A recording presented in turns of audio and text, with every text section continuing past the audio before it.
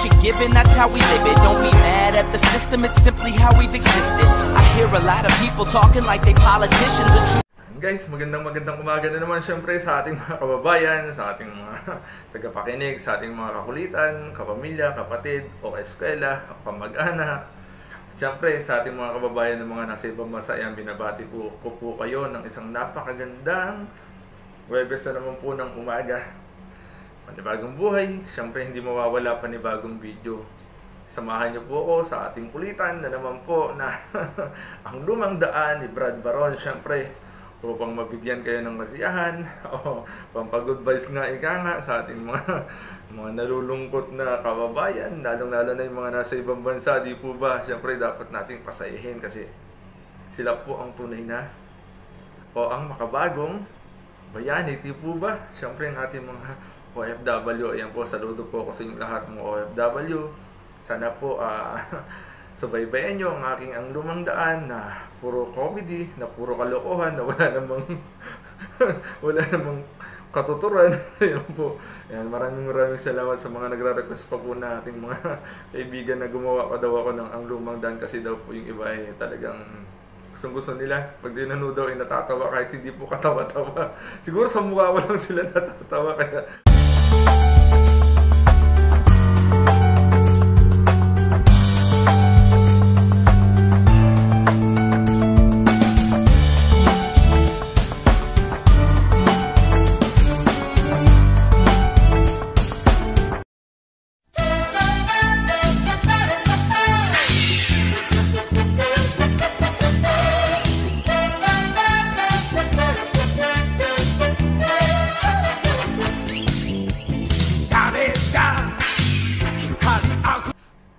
magandang gabi, Brother Canor. Magandang gabi, Brother Casper.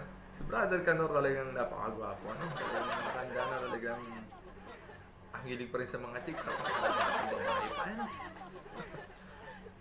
Yan, magandang gabi, magandang tanghali, magandang umaga sa ating mga kababayan. Siyempre, mga nasa ibang bansa, hindi natin alam ang mga exact na oras sa kanila. Kaya magandang umaga, magandang tanghali, at magandang gabi. Mas maganda po yung patras, di ba?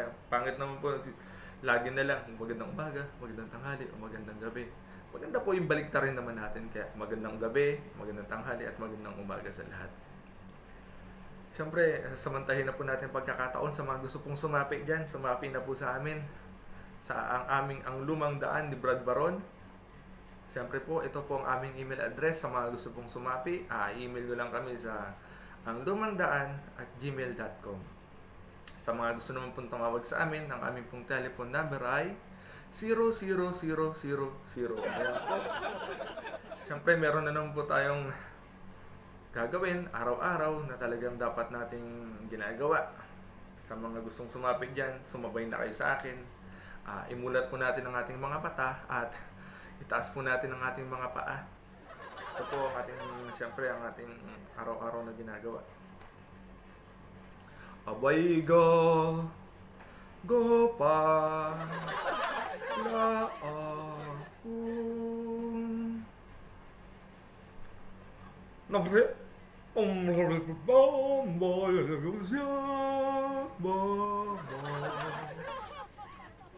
Ayan, magandang gabi po ulit sa ating mga kababayan. Ito na naman po tayo sa ating ang lumang daan ni Brad Baron.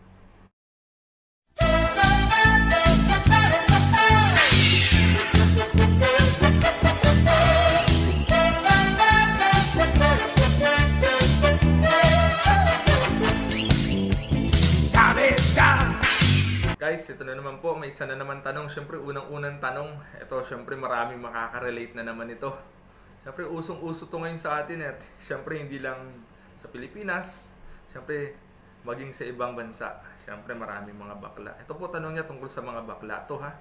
Siyempre, binabati po namin yung mga kabaklaan natin dyan sa buong mundo. Ayan, sa mga Pilipinong bakla o sa mga iba-ibang lahing bakla. Ayan, binabati namin po kahit saludo po kami sa inyong lahat.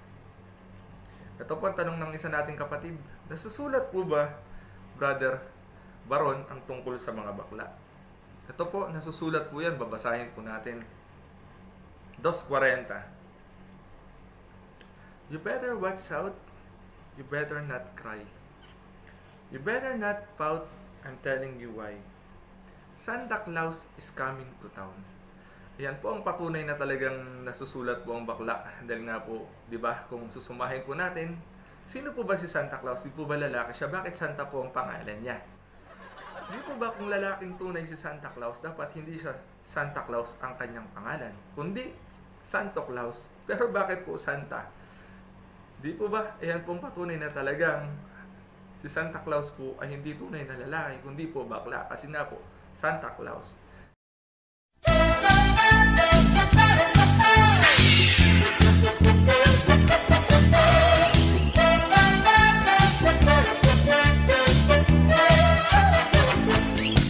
Ito na naman po, isa na namang katanungan sa atin. Ito padala po ng ating kababayan na taga ibang planeta. Ito ang tanong niya. Brad Baron, nasusulat po ba kung bakit nakaupo ang babae kapag umiihi? Siyempre po, nasusulat yan. Kahapon po kasi, hinukay po namin yung libro na yan. Luman-luman na nga po eh. Ito po, babasahin ko ng kasagutan. Kapatid, ito po napakalinaw na nasusulat po yan. 2.8 po ng River Maya. Ulan po ang pamagat ng kanta Pakinggan po natin. Hiwaga ng panahon, akbay ng ambon. Sa pesta ng dahon, ako'y sumilong. Ano po ba ang ihi? Di po ba tubig? Ano po ba ang ambon? Di po ba tubig din? Ito, pagpatuloy pa po natin. 1, 2, 3, 4, 5. Ayan, upuan po ni Glock 9. Kayo po na nakaupo, subukan nyo namang tumayo. At baka matanaw ninyo ang tunay na kalagayan ko. Medyo po nalalabuan kayo, bakit saan po ba doon yung babae, o parang napakalayo po ng tanong, di ba, na bakit ang babae kapag umiihi ay nakaupo. Siyempre po, ang unang natin ay yung ambon o ulan ay tubig, kaparehas ng ihi, isa ring tubig, di ba, parehas sila. Ito naman po sa kanta ni Glock 9. Sa parte po kasi ng kanta ni Glock 9 na yan, ang kumanta po niyan ay babae. Di po ba? Tapos ano po pamagat yan? Upuan. Di ba po napakalinaw? Babae, upuan, ambon. Di po ba? Napakalinaw na talagang nasusulat po na ang babae ay kapag umiihi ay nakaupo. Kaya nga po, ang sabi niya, kayo po na nakaupo. Ibig sabihin nakaupo. Di po ba? Napakalinaw. Tapos sino pong kumanta niyan? Siyempre babae. Kaya po, ayan ang kasagutan sa tanong po ng isa nating kapatid na bakit ang babae kapag umiihi ay nakaupo. Ayan po, napakalinaw ng ating kasagutan.